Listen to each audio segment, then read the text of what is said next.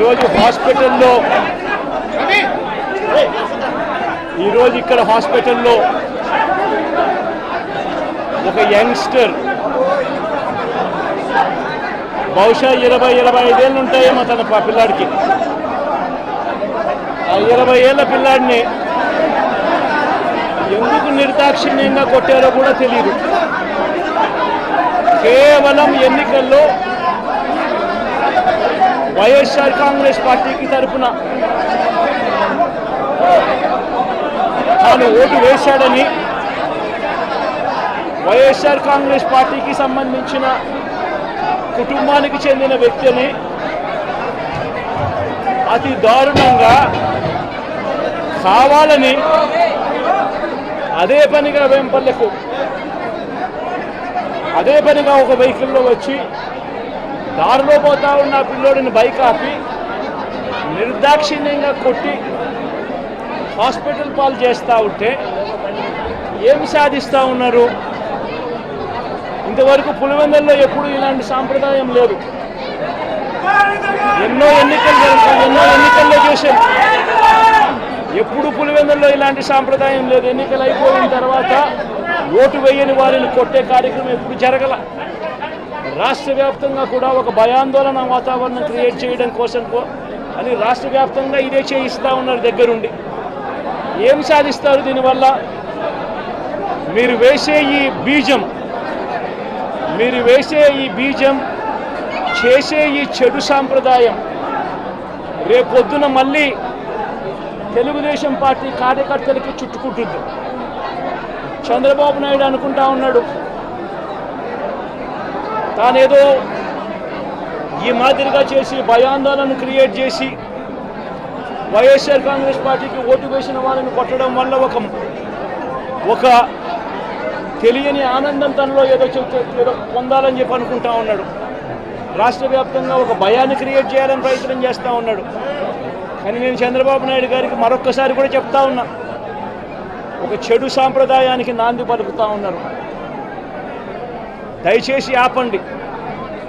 ఆపకపోతే మాత్రం ఎల్లకాలం మీరే అధికారంలో ఉండరు. అధికారం మారిన రోజున ప్రజలు చంద్రబాబు నాయుడు గారు చేస్తూ ఉన్న ఈ అన్యాయాలను చూసి శిశుపాలని పాపాలు పండినట్టుగా ఆ పాపాలు చాలా వేగంగా పండుతూ ఉన్నాయి. అధికారం మారిన రోజున తాను చేస్తూ ఉన్న ఈ చెడు సాంప్రదాయం తనకే చుట్టుకుంటుంది. ఈరోజు దెబ్బలు తగిలినా దెబ్బలు తిన్నా ప్రతి ఒక్కరూ కూడా రేపొద్దున ఇదే మళ్ళీ అటువైపున చేసేదానికి మీరంతటి మీరే బీజం వేస్తూ ఉన్నారు. ఇది సరైన పద్ధతి కాదు. నాయకులుగా ఉన్న మనలాంటి వాళ్ళం ఇలాంటివి ప్రోత్సహించాల్సిన పని ఎప్పుడు రాకూడదు, జరగకూడదు.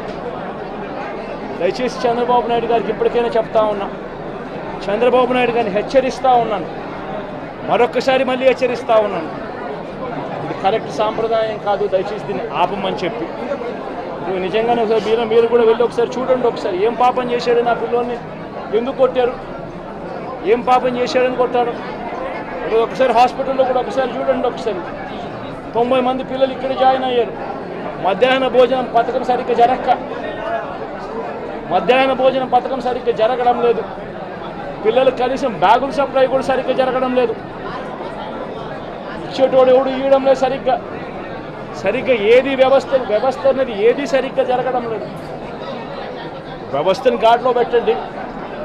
మీరు ప్రజలు మిమ్మల్ని ఏదైతే ఓటు వేశారో ఒక కారణం చేత మీరు ప్రజలు 10% మంది ఓట్లు, మాకు రావాల్సిన 10% మంది ఓట్లు మీకు వైపు డ్రిఫ్ట్ అయ్యాయి అని అంటే కేవలం మీరు చేసిన మోసపూరిత వాగ్దానాల వల్ల డ్రిఫ్ట్ అయ్యాయి. ప్రజలు మీ దగ్గర నుంచి ఎక్స్పెక్ట్ చేస్తూ ఉన్నారు. రైతులు అల్లాడిపోతూ ఉన్నారు, రైతు భరోసా అందక.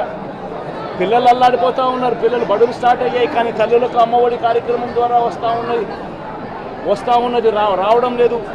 తల్లులు ఎదురుగా ఆశగా ఎదురు చూస్తూ ఉన్నారు. వాళ్ళని చూసుకోండి. అక్క చెల్లెమ్మలకి ఇస్తామన్నారు నెల 1500 రూపాయలు, అది ఇచ్చే కార్యక్రమం చూసుకోండి. ఇంటింటికి ఉద్యోగం అన్నారు, ఉద్యోగం ఇవ్వకపోతే 3000 రూపాయలు ప్రతి ఇంటికి నిరుద్యోగ వృత్తి అన్నారు. ఆ పిల్లలందరూ ఎదురు చూస్తూ ఉన్నారు, మీరు ఎప్పుడెప్పుడు ఇస్తారు 3000 రూపాయలు నిరుద్యోగ వృత్తి అని. అది చూసుకోండి. ఇటువంటి ఏవి కూడా మంచి కార్యక్రమాలు ఏవి కూడా చేయకుండా రాష్ట్ర వ్యాప్తంగా భయాందోళన మాత్రమే క్రియేట్ చేసే దుర్బుద్ధిని చేసే దుశ్చర్యను ఆపండి అని మరొక్కసారి హెచ్చరిస్తూ చెప్తా ఉన్నాం. శిశుపాలను పాపాలు పండినట్టుగా వేగంగా జరుగుతూ ఉన్నాయి. తన పాపాలు పండడం అన్నది కూడా తను మర్చిపోద్దని సందర్భంగా మరొకసారి చెప్తా ఉన్నాం.